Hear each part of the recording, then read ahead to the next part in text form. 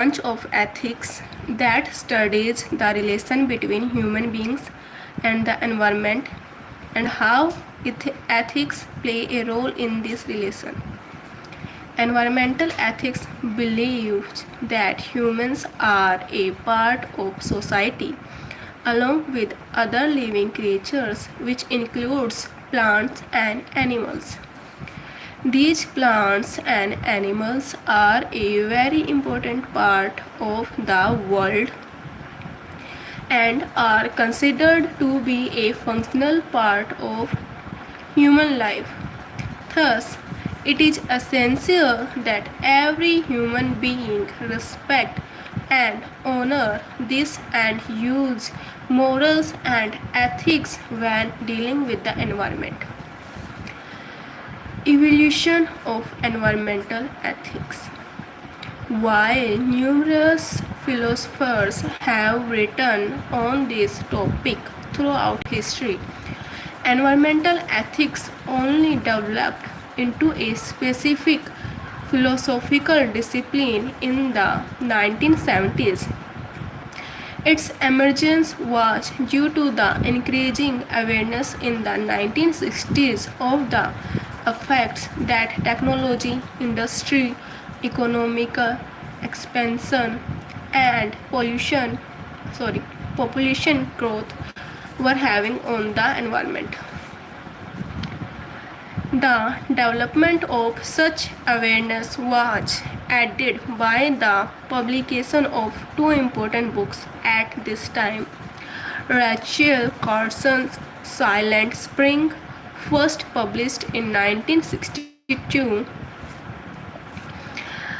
contained the word about how the widespread use to chemical pesticides was posing a serious threat to public health and leading to the destruction of wildlife.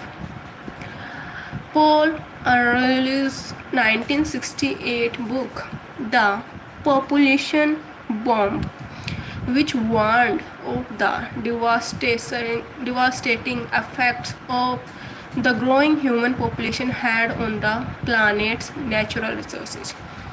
इन्हें बताया गया है कि कैसे chemicals के pesticides use करके जो crop की ग्रोथ को बढ़ाया गया था उससे उस केमिकल की वजह से लोगों को और वाइल्ड लाइफ को कितना नुकसान पहुंचा है। वैसे ही पॉपुलेशन में इंक्रीज होने की वजह से जो नेचुरल रिसोर्सेज हैं उनकी कमी पड़ने की संभावना है। तो इन दो किताबों ने जो एक 1962 में पब्लिश हुई थी, एक 1968 में पब्लिश हुई थी, इन्होंने दुनिया को वार्न किया था इस बारे में। ठीक है। Purpose of environmental ethics. The purpose of environmental ethics is to outline our moral obligations for the environment. The two fundamental questions that environmental ethics addresses are: what duties do humans have with respect to the environment and why? Different philosophers have given quite different answers to this fundamental question, which has led to the emergence of the subject of environmental ethics. Ethics and resources. Environmental ethics deals with issues that are related to utilization and distribution of resources. In a just world, there has to be a more equitable sharing of resources than we have at present. The just distribution of resources has global, national, and local implications that needs to be addressed with their uses. There are rich and poor nations, rich and poor communities in every country. In this era of modern economic development, the gap between the haves and have-nots is widening. Our human environment in the urban and rural sections use natural resources that we get from the wilderness, forest, grasslands, wetlands, etc. The unequal distribution of resources between urban and rural areas is a serious environmental concern as it is unsustainable and equitable sharing of resources forms the basis of sustainable development for urban, rural, and wilderness dwelling communities.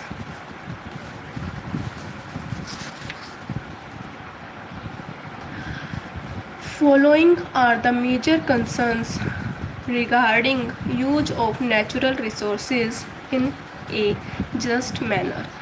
Environmental destruction is largely caused by the consumption of the rich, but the worst sufferers of environmental destructions are the poor. Even where nature is being rejuvenated, like in a forest, it is being transformed away from the needs of the poor and towards those of the rich. Even among the poor, the worst sufferers are the marginalized communities and occupations like women, children, and laborers. Thus, environment can be saved by bringing both rural and urban sustainable development, which could be achieved by addressing the following issues: equitable use of forest resources. Forests are usually thought of being degraded due to fuel wood collection by poor rural and tribal communities, but it is a well documented fact that urban areas use more timber than the rural areas. Most sections of society do not feel the direct effects of degradation of the environment, but those who suffer the most are the poor, especially rural women.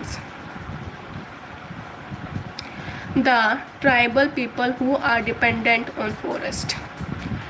Traditional fishermen who are dependent on streams and rivers, and coastal people who fish and catch crustaceans are seriously affected by the degradation of aquatic ecosystems. All these are linked to unsustainable increasing pressure on land and natural resources. Educated urban dwellers consumes much larger quantities of resources and energy than the traditional rural individuals. Urban dwellers thus require exposure to a well-designed environment education program to appreciate these issues, while the rural people have a great insight on the need for sustainable use of natural resources and know various methods of conservation. Yet, there are several new environmental concerns that are beyond their understanding. Their traditional knowledge of environmental concerns cannot be expected to tackle issues such as global warming or problems created by pollution like pesticides, etc.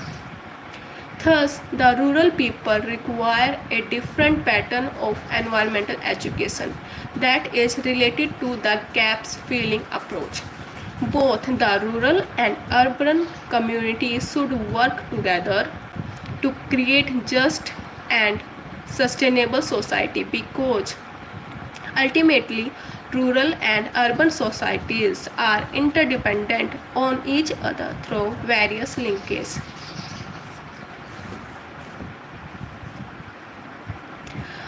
Common property resources.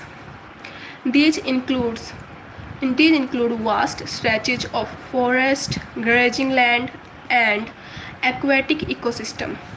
As land use patterns change, These resources started depleting quickly as unsustainable practice evolved. As a result of an inadequately planned development strategies, there should be more or less equitable distribution of these resources that should be controlled by traditional mechanisms to prevent misuse of common property resources.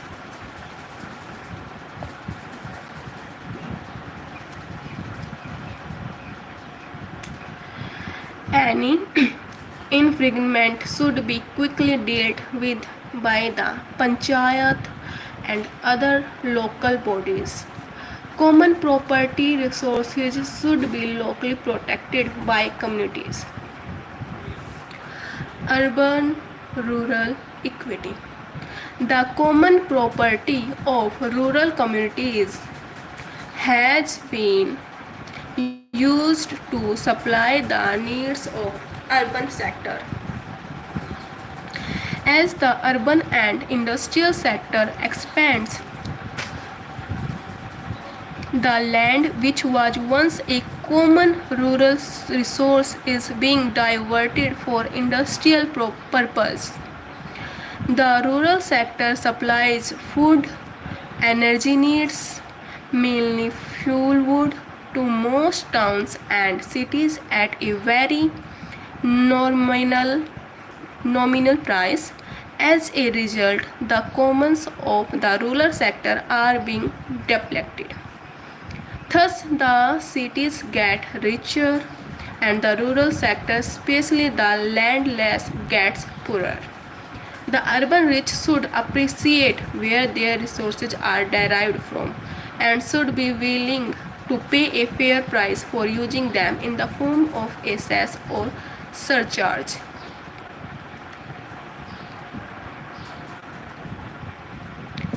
Resources and gender equity. Resources and gender equity. Okay. In rural areas, women work on the whole for longer hours than men to earn out a living from their environment. They collect fuel wood for their homes for sale to nearby urban areas. They laboriously collect fodder for their cattle.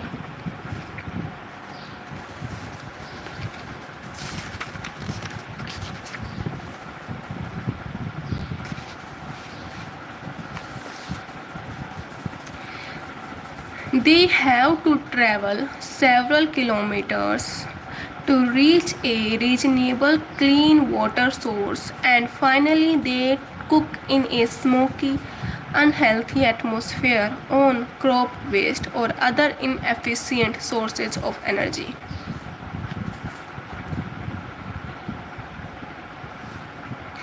Thus,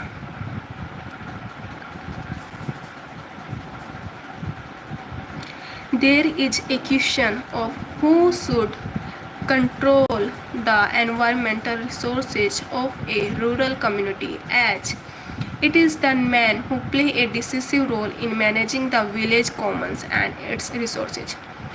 Women are not given an equal opportunity to develop and better their lives according to their choices.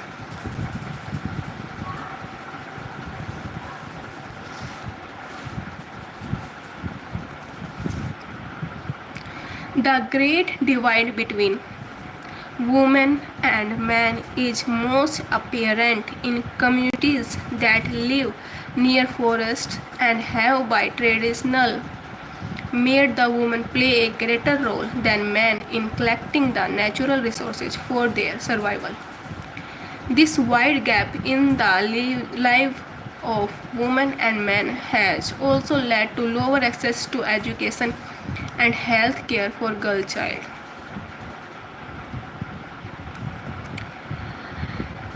This has deep implications for the rate of utilization of natural resources and its conservation, as it is often seen that women who are intimately connected to resources appreciate the value of conserving natural resources more deeply than man.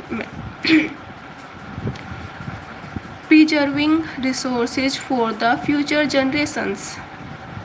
If we overuse and misuse resources and energy from fossil fuels, our future generations would find survival much more difficult.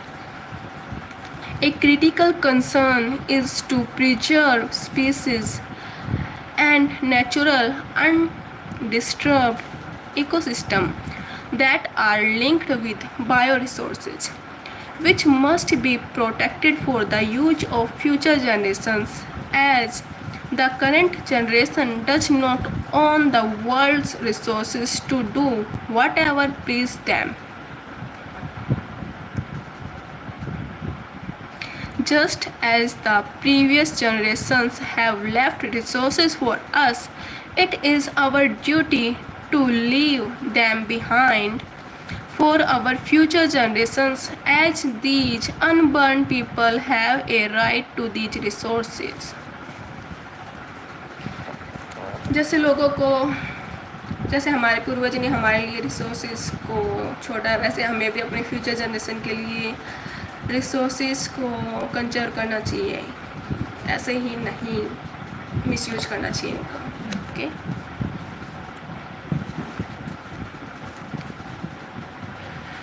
Interactions between man, earth and environment. Man is the biotic component of the environment and plays an important role in the natural environment system in different capacities such as biological being, social being, economical being, and technological being.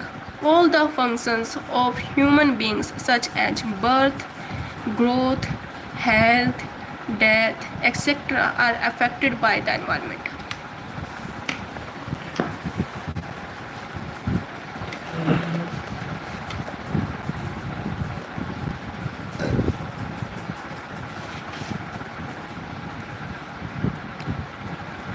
Man is the most developed and intellectual being on earth, so he is capable of making substantial changes in natural environment to make it suitable for its own living. The primary role of man in the environment was that of the use of environmental resources. As he developed his skills and technology, his role in the environment started changing. It started interacting with the earth system and environment more vigorously and started modifying the environment.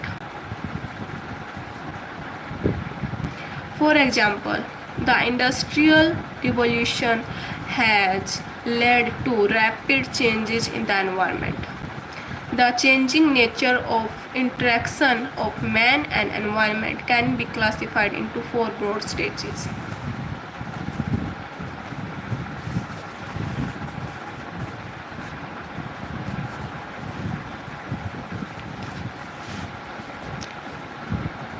Man as a hunter and gatherer.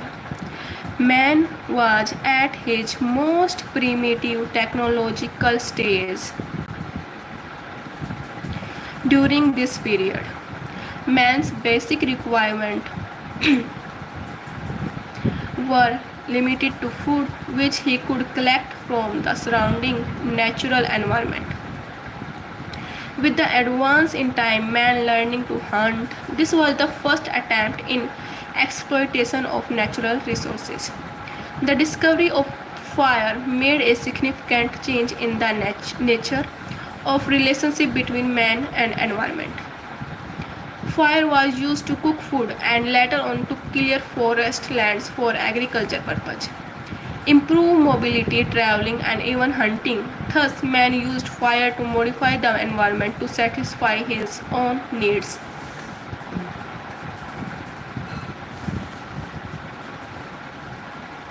Domesticated domestication of animals and pastoralism. With the passage of time, man learned to domesticate animals. In the beginning, he used them as milch cattle and later for meat. Domestication required creating temporary habitat for the animals. These habitat becomes permanent later.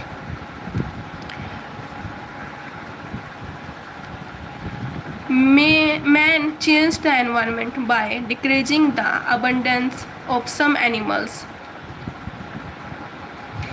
while increasing the abundance of others, altering the habitat of the animals, domesticating wild plants and animals, transporting animals to new places and changing the nature of land. Agriculture.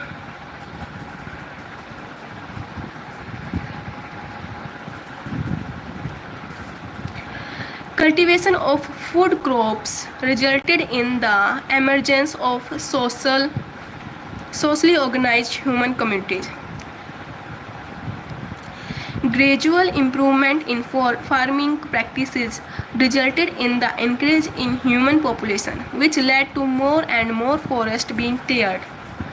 People also moved in search of new fertile lands. As the population increased, the people started migrating. The men started building houses, creating villages and social institutions. It led to the exploitation of natural ecosystem, bringing significant changes by changing the land use pattern. Industry. With the advent of in 19th century, the relation between man and environment changed significantly.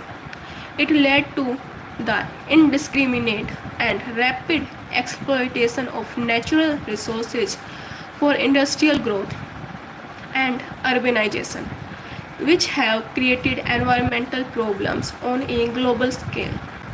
Burning of grasslands, felling of trees, use of chemical fertilizers, emission of greenhouse gases, nuclear programs, pumping of groundwater resources, etc., has led to irreversible changes in the environment and natural ecosystem. Our next topic is biogeographic realms of the world. The biogeographic realm is an area of land that contains similar living organisms. The organisms living within these biogeographic realms are isolated from the rest of the organisms around the world and have experienced distinct evolutionary processes. Biogeographic realms are further divided into ecoregions, which are further divided into biomes. There are 8 biogeographic realms in the world.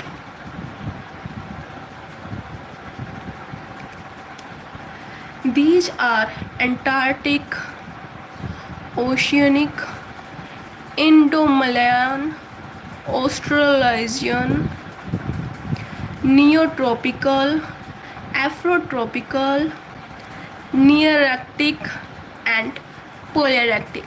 These are discussed below.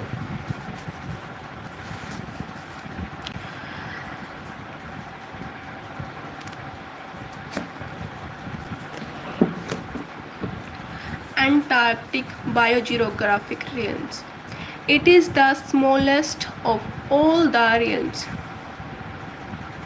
The Antarctic biogeographic region is located in the Southern Ocean and included the area surrounding the South Pole, including Antarctic, the iceland above the Antarctic tectonic plate, and the Antarctic Ocean. This realm is home to plant species such as lichens, mosses, Antarctic hairgrass, and microfungi. Animal species found here includes penguins, whales, squid, albatross, seals, and Antarctic petrels.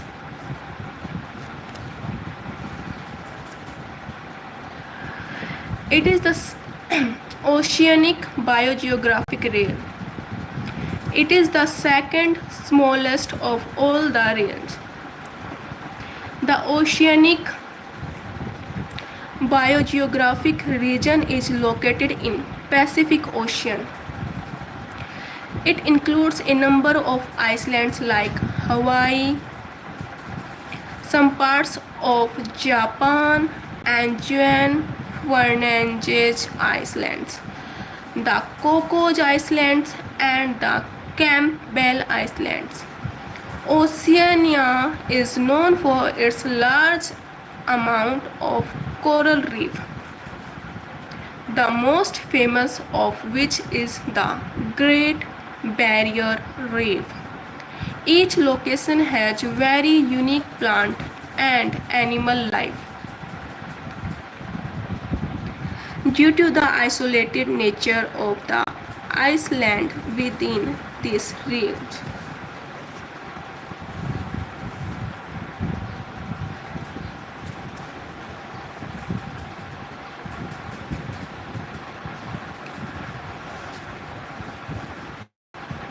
Indo-Malayan biogeographic realm.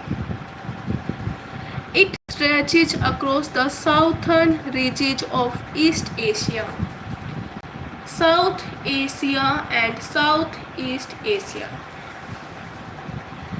It includes the Indian subcontinents, parts of southern China, Indonesia, and the Philippines. The realm is primarily covered in tropical and subtropical forests that have been further divided into three bioregions: Indochina, Indian subcontinent, Sunda Self, and Philippines.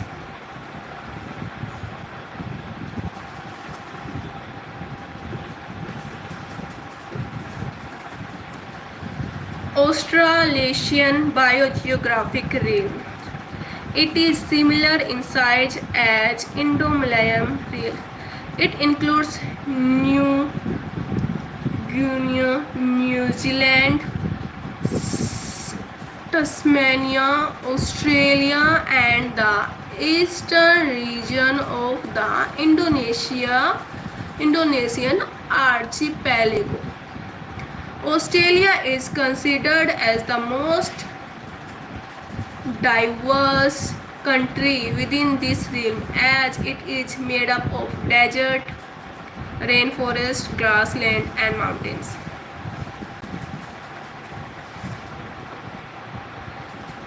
The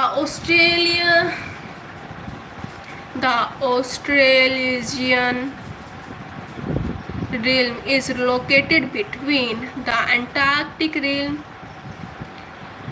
and the Indo-Malayan realm. Antarctic realm and Indo-Malayan realm. It is separated from the Asian realm by the Wallace line.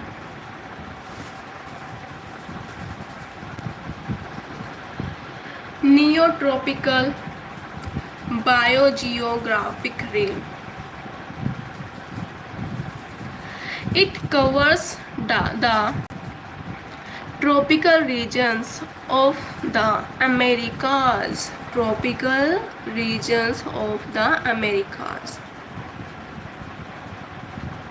Neotropical biogeographic realms covers tropical regions of the America. It includes all the South America, Central America, and Caribbean. The Yucatan Peninsula of Mexico and the southern region of the USA. The Neotropical biogeographic realm has more tropical rainforest. The Neotropical biogeographic realm has more tropical rainforest coverage than any other realm.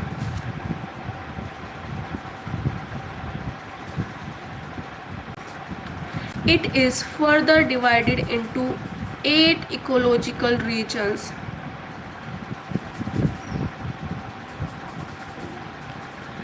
Which are Amazon, Caribbean, Central America, Central Andes, Eastern South America, Northern Andes, Orinoco, and Southern South America.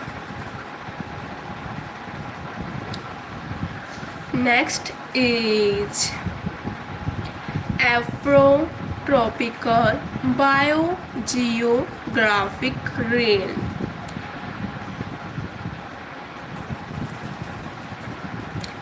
It covers southwestern Pakistan, southern Iran, the southern regions of the Arabian Peninsula, the area south of the Sahara Desert in Africa. The island of Madagascar and the islands in the West Indian Oceans. The majority of this realm has a tropical climate, but it includes deserts, highlands,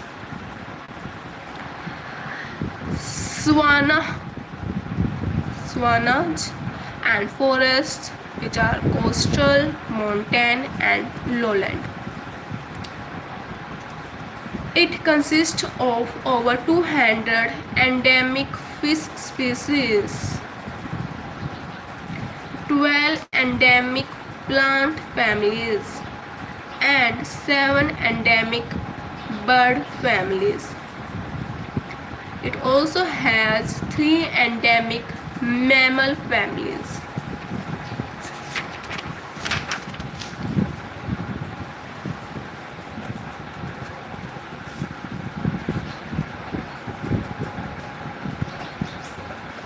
Next is Nearctic biogeographic realm. It is the second largest of all the realms. It includes the USA, Canada, Greenland, and the highland regions of Mexico. This realm is further divided into 4 ecological regions, including Eastern, Western, Southwestern, and the Canadian Shield.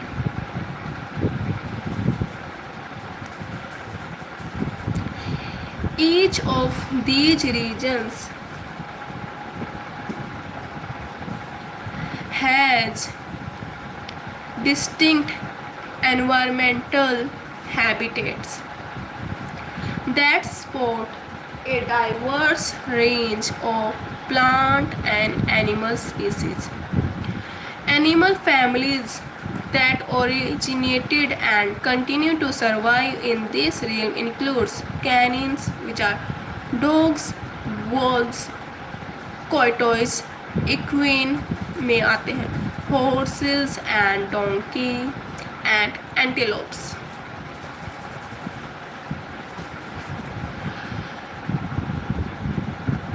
Palearctic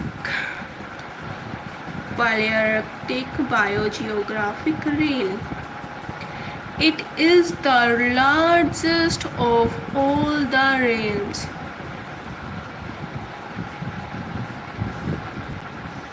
It is made up of the area north of the Sahara Desert in Africa, the area north of the Himalayan mountains in Asia,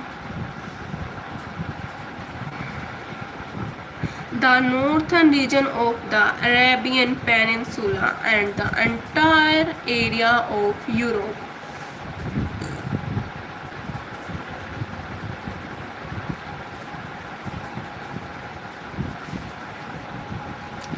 It is further divided into several ecoregions, which contains Euro-Siberian region, Mediterranean basin, Sahara and Arabian deserts, Western, Central and East Asia. The Palearctic is home to several endemic animal families, including red pandas, mouse-like hamsters.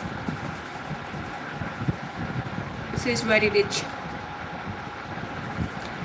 And center birds.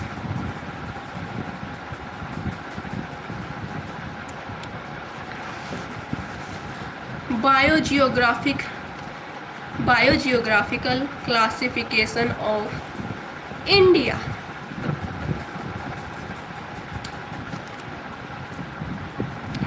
Biogeographic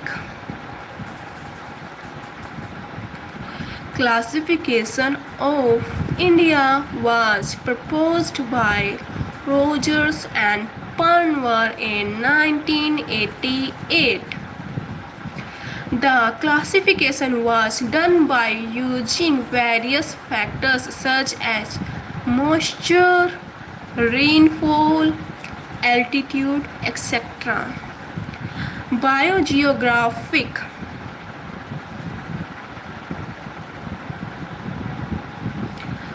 zones were used as a basis for planning of wildlife protected areas in India.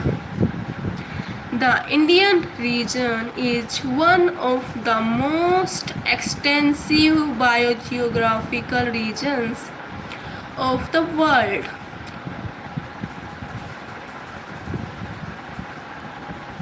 It contains a wide range of topography from the high Himalayas to the Gangetic plains, swamps, mangroves, islands, etc. From the point of view of biodiversity, India is given the status of mega diversity zone. There are 10 biogeographic zones which are distinguished clearly in India.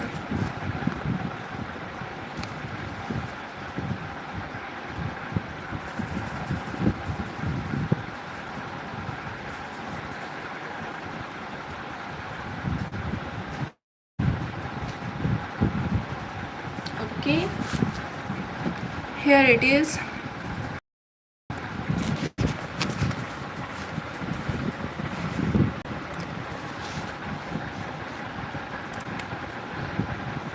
Trans-Himalayan zone.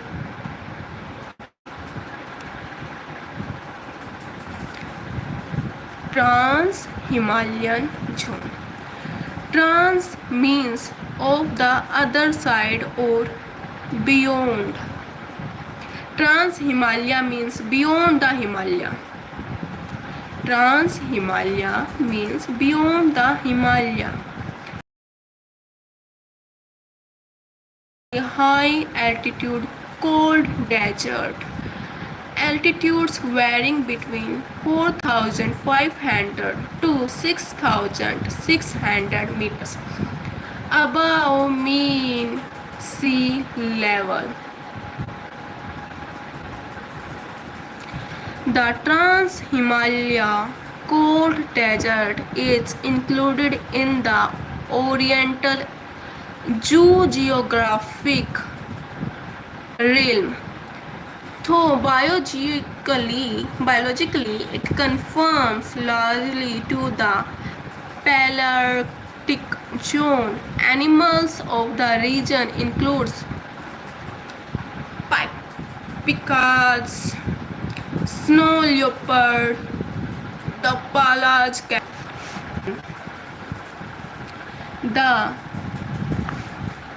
Himalayas are among the world's loftiest mountain chains. This zone extends over the state of Jammu and Kashmir, Himachal Pradesh and Arunachal Pradesh in India.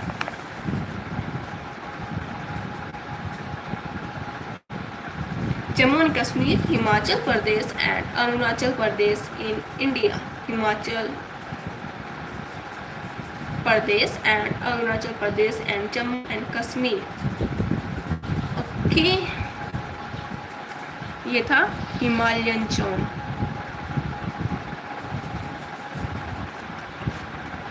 Next is desert zone. In the Indian subcontinent, desert with an area of about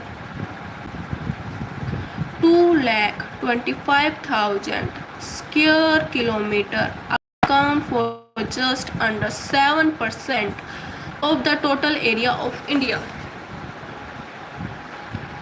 The Indian desert zone has been divided into two distinct subdivisions. One is the larger Thar Desert region, which covers 1,80,000 square kilometer in the state of Rajasthan.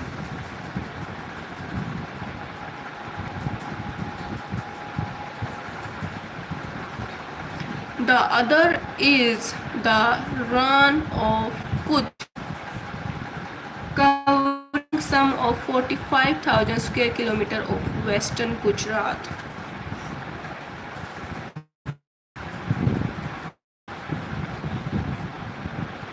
Next is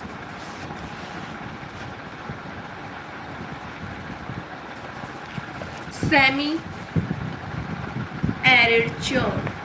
This zone is a transition from true desert to semi-desert.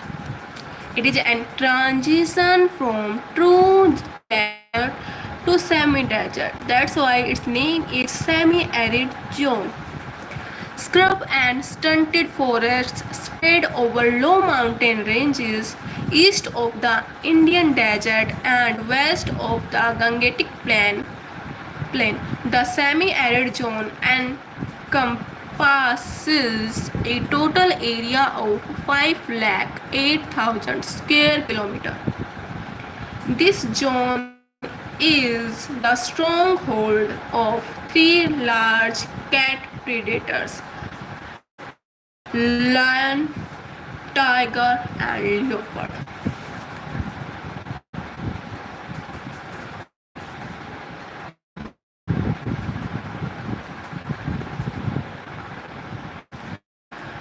Next is Western Ghat zone.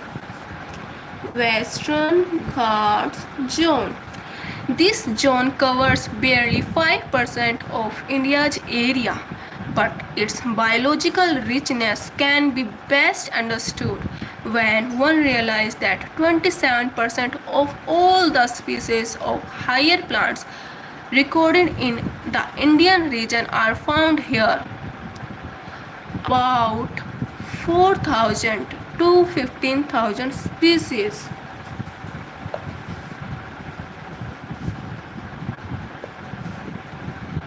Okay. Next is Deccan Plateau zone. This zone forms the catchment of mighty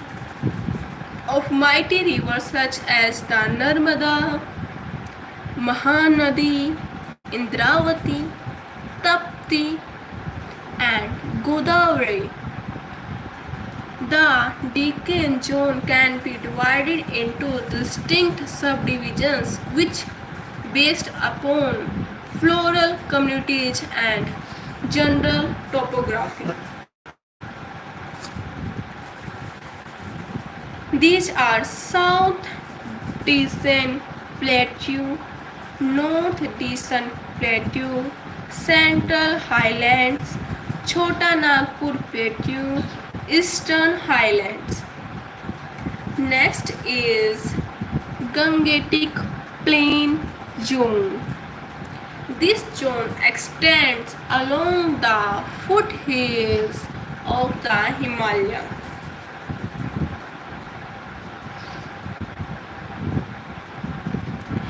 From Uttar Pradesh eastwards through Nepal, Bihar, West Bengal, and part of coastal Odisha.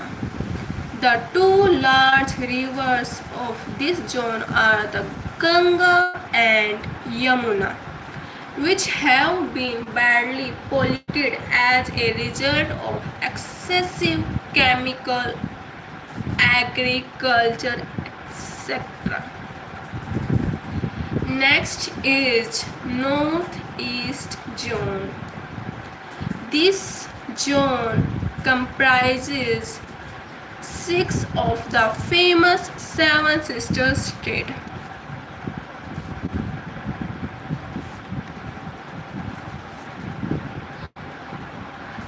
It forms a contiguous zone with the Gangetic Plains. The states are Assam, Meghalaya, Manipur, Nagaland, Tripura, and Mizoram. 6 out of 7 famous Seven Sister states. Assam, Meghalaya, Manipur, Nagaland, Tripura, and Mizoram. The seventh sister.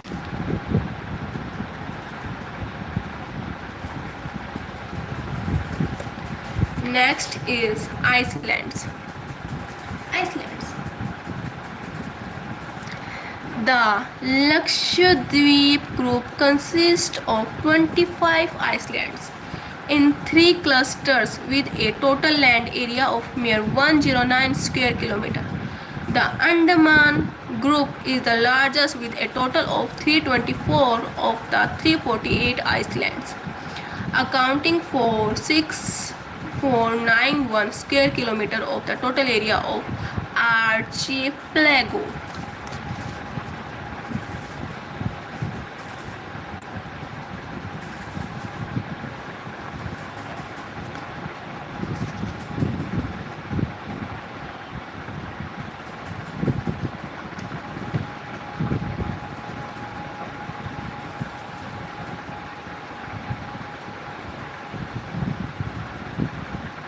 मतलब समझ में आया? ये 7 sister हैं, उनमें से north east zone में 6 sisters हैं, असम, मेघालय, मणिपुर, नागालैंड, त्रिपुरा एंड मिजोरम।